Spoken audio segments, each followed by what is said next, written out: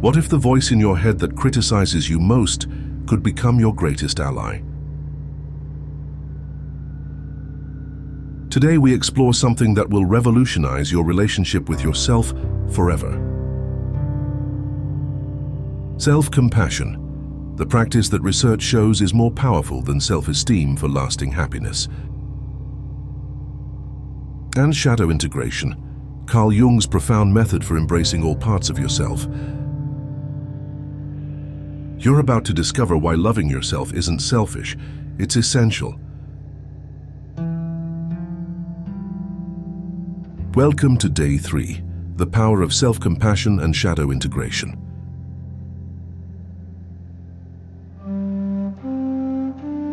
Dr. Kristin Neff's research at the University of Texas proves that self-compassion reduces anxiety and depression more effectively than positive thinking.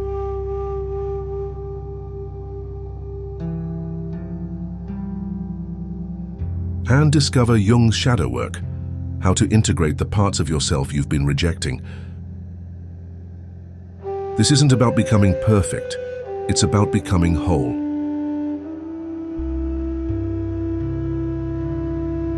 Most of us have an inner critic that would never be tolerated if it were an external person.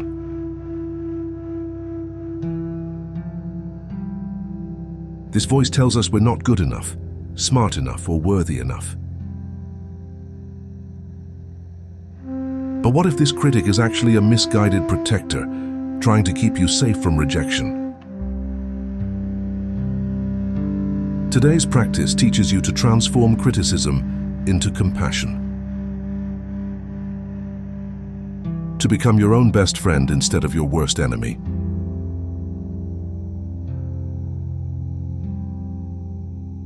Self-compassion has 3 essential components, according to Dr. Neff's research.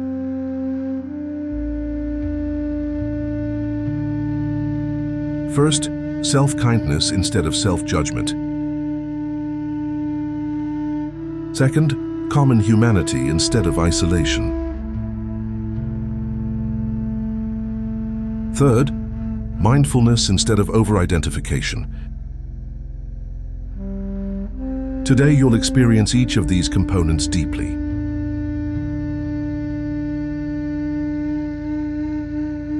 Carl Jung discovered that we all have a shadow, the parts of ourselves we've rejected or denied.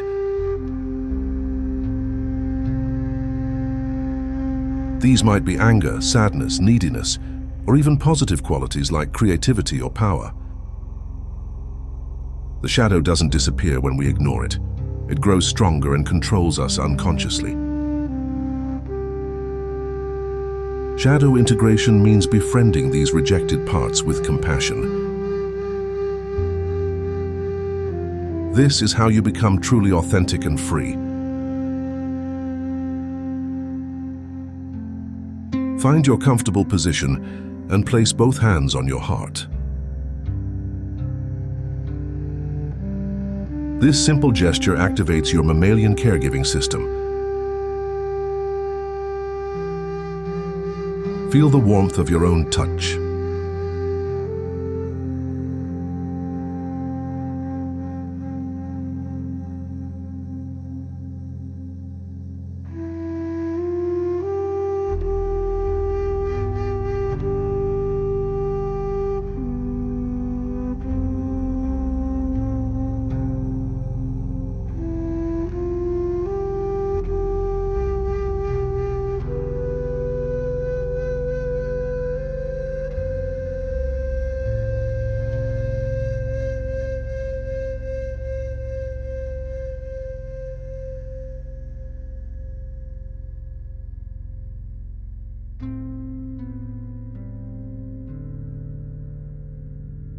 Now bring to mind a recent moment when you were self-critical.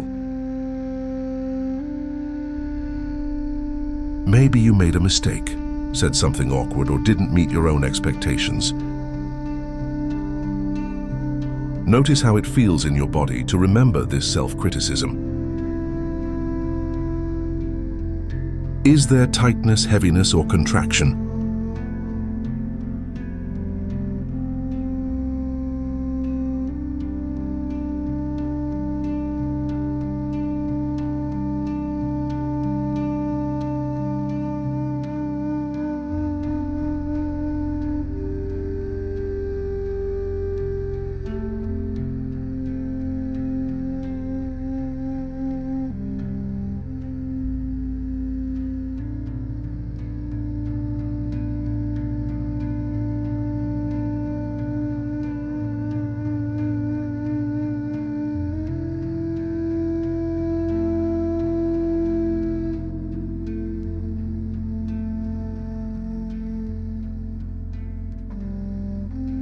Now imagine speaking to yourself the way you would speak to a beloved friend in the same situation. What would you say to comfort them? How would your voice sound? Gentle, understanding, supportive? Offer yourself these same words of kindness. Notice how your body responds to self-compassion instead of self-criticism.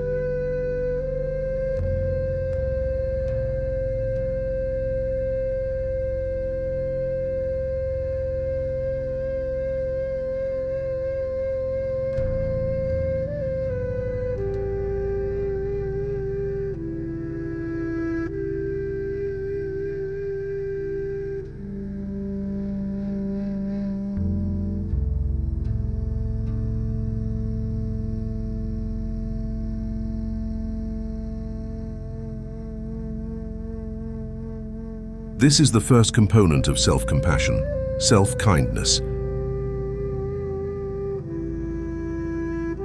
Research shows that self-kindness activates the parasympathetic nervous system. It literally calms your stress response and promotes healing.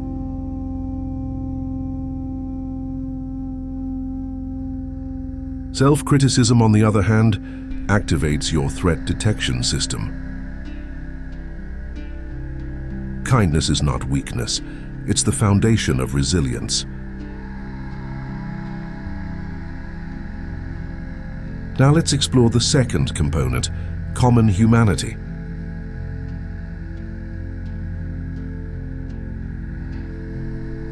When we suffer, we often feel isolated, as if we're the only ones struggling. But suffering is part of the human experience. Right now, millions of people around the world are feeling exactly what you're feeling. You are not alone in your struggles. Think of a challenge you're currently facing. Now imagine all the other people who have faced similar challenges. Parents worried about their children. People struggling with self-doubt. Individuals facing loss, change, or uncertainty. Feel your connection to this vast web of shared human experience. You are part of the human family, not separate from it.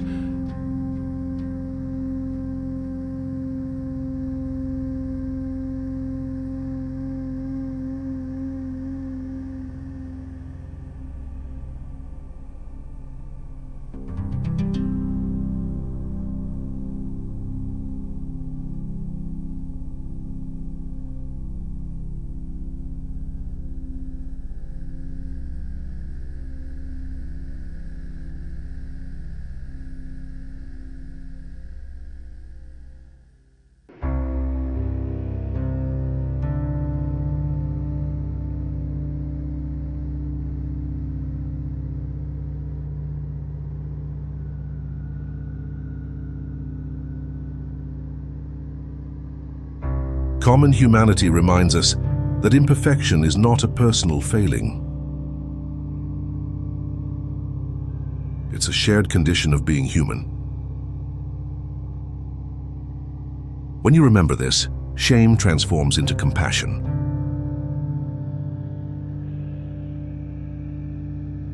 Isolation transforms into connection.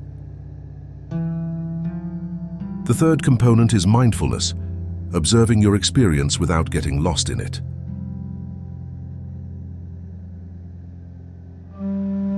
When we're in pain, we often either suppress it or become overwhelmed by it. Mindfulness means holding your experience with gentle awareness.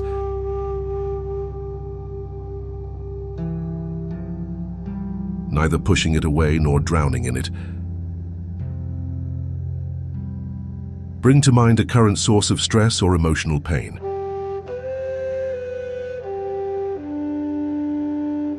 Instead of trying to solve it or make it go away, simply observe it.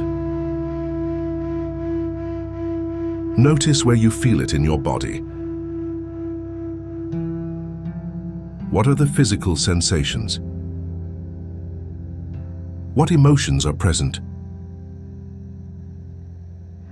What thoughts are arising? Hold all of this with the same gentle attention you'd give a crying child.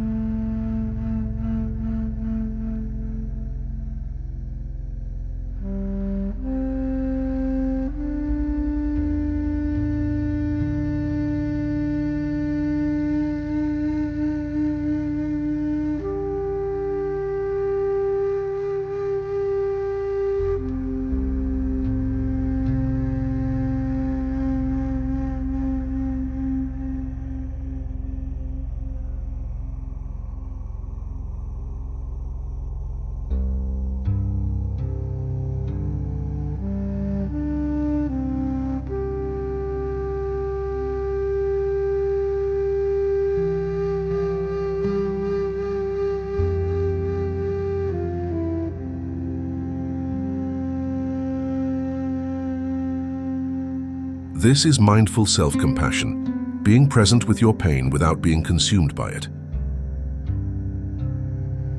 You're developing the capacity to be with difficulty without being overwhelmed. This is true emotional intelligence.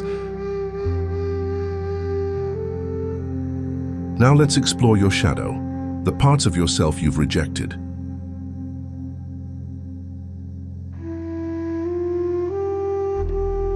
Jung said, everyone carries a shadow, and the less it is embodied in the individual's conscious life, the blacker and denser it is.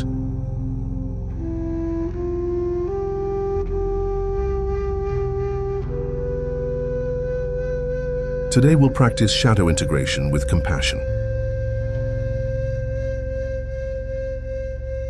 Think of a quality in others that really irritates or triggers you.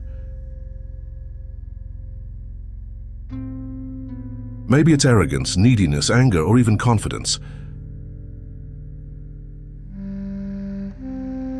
Jung taught that what we dislike in others often reflects our own disowned shadow. Can you find even a small part of this quality within yourself?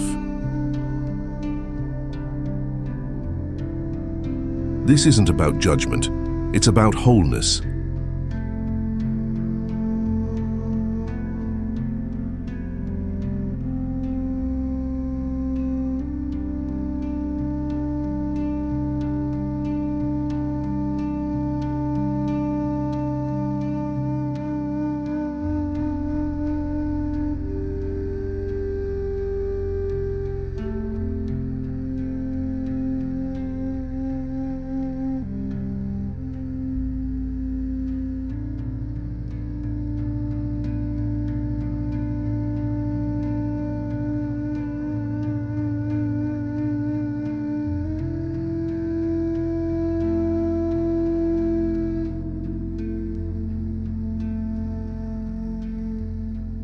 Now speak to this shadow part with compassion.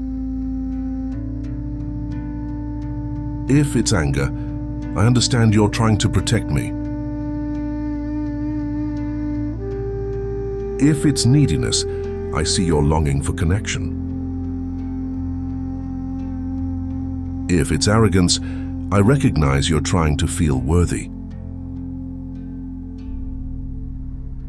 Every shadow part has a positive intention underneath.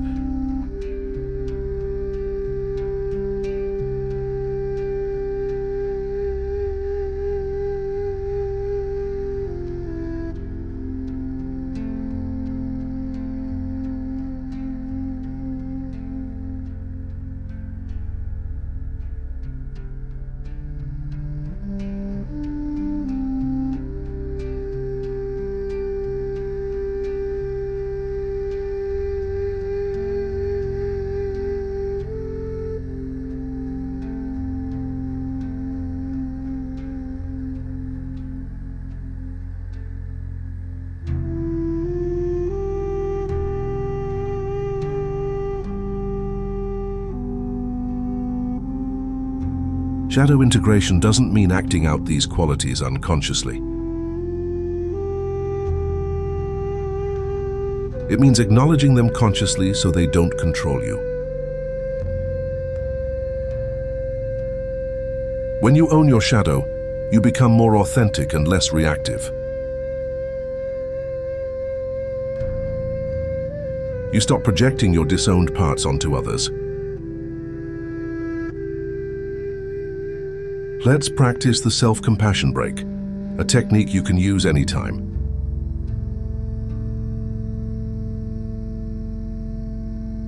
Place both hands on your heart and acknowledge, this is a moment of suffering. Don't minimize or dramatize, just acknowledge what's true. Now say, suffering is part of life, I'm not alone in this. Feel your connection to all beings who have suffered. Finally, may I be kind to myself, may I give myself the compassion I need.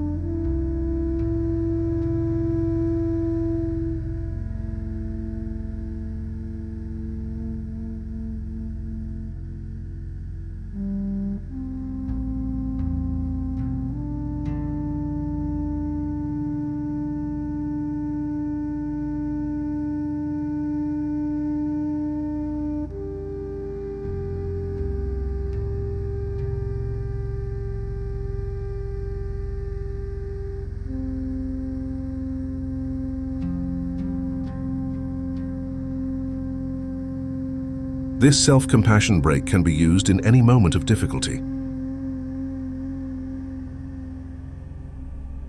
It interrupts the cycle of self-criticism and activates your caregiving system. You're literally rewiring your brain for kindness.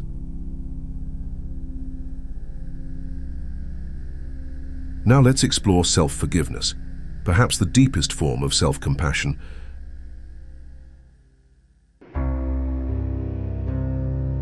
Think of something you've been unable to forgive yourself for.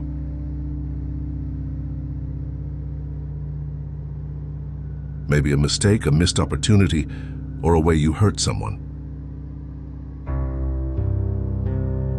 Feel the weight of this self-condemnation. Now imagine this burden as a heavy stone you've been carrying. What would it feel like to set this stone down? You don't have to forget or condone what happened. But you can choose to stop punishing yourself.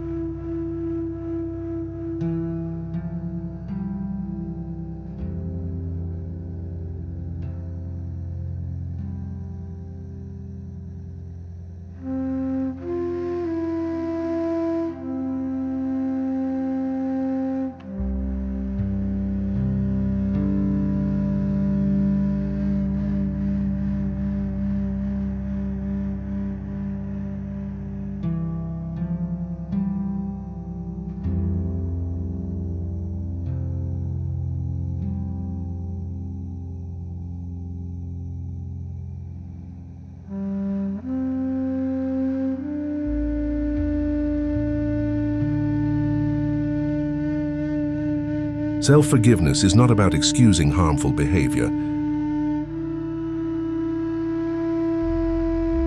It's about freeing yourself from the prison of self-condemnation. When you forgive yourself, you create space for growth and change. Guilt can motivate change, but shame only creates paralysis. Let's practice loving kindness meditation, starting with yourself.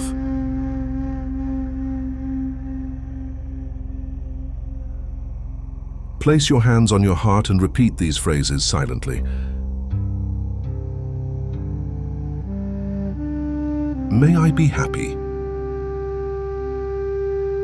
Feel the intention behind these words. May I be healthy. May I be safe. May I live with ease. If resistance arises, that's normal. Just notice it with compassion.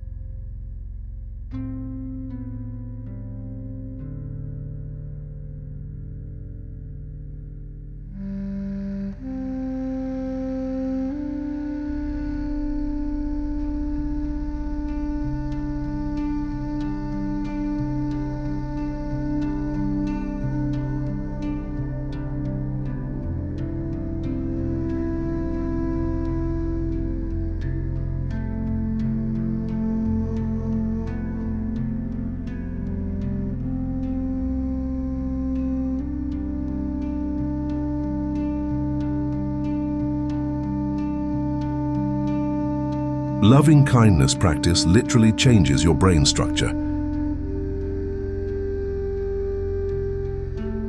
It increases gray matter in areas associated with emotional regulation and empathy.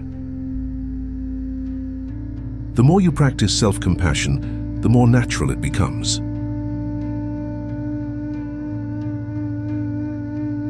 Now extend this loving kindness to someone you care about.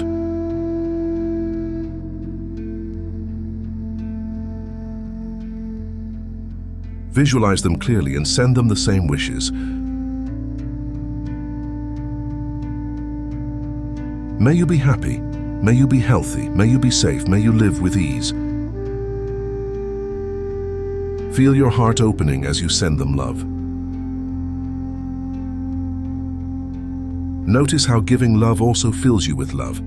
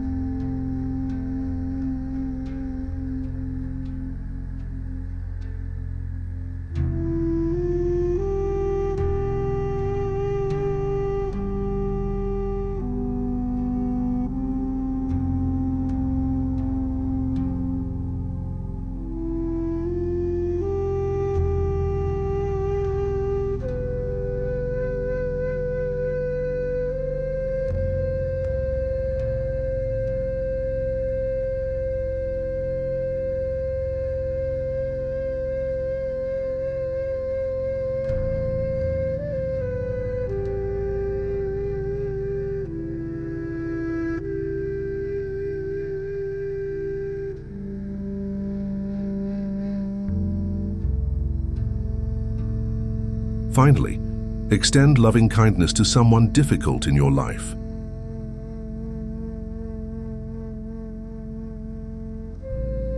This doesn't mean condoning harmful behavior.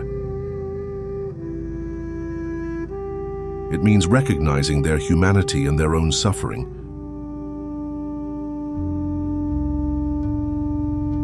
May you be happy, may you be healthy, may you be safe, may you live with ease. If this feels too difficult, that's okay. Just try for a few seconds. This practice frees you from the burden of resentment.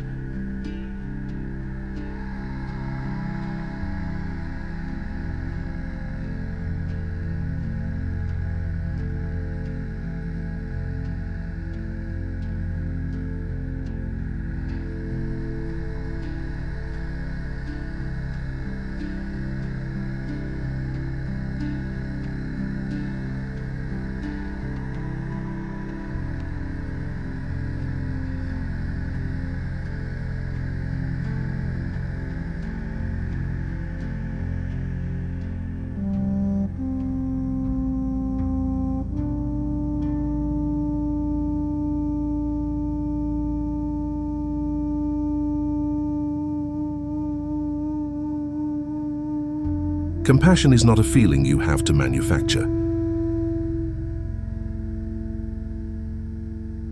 It's your natural state when fear and judgment are removed. Every time you choose kindness over criticism, you're returning to your true nature. Let's close by integrating all parts of yourself with love.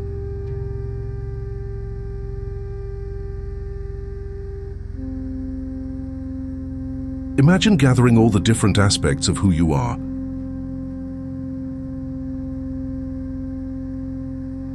Your strengths and your weaknesses. Your light and your shadow. Your successes and your failures. Hold all of these parts with equal compassion. You are not just your best qualities. You are the whole magnificent complexity of being human.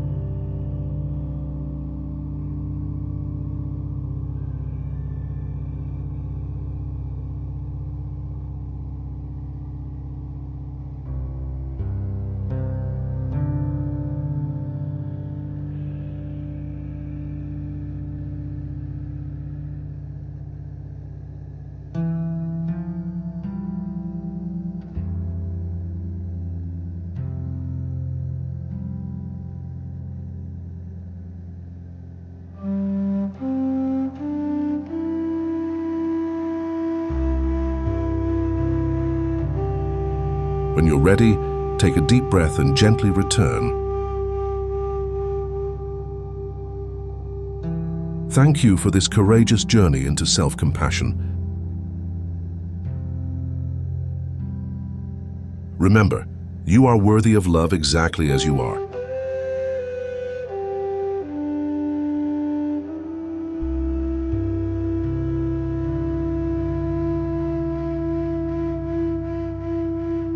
Share one way you'll practice self-compassion today in the comments. Your commitment might inspire someone else's healing. Tomorrow in Day 4, we explore cultivating gratitude and positive neuroplasticity.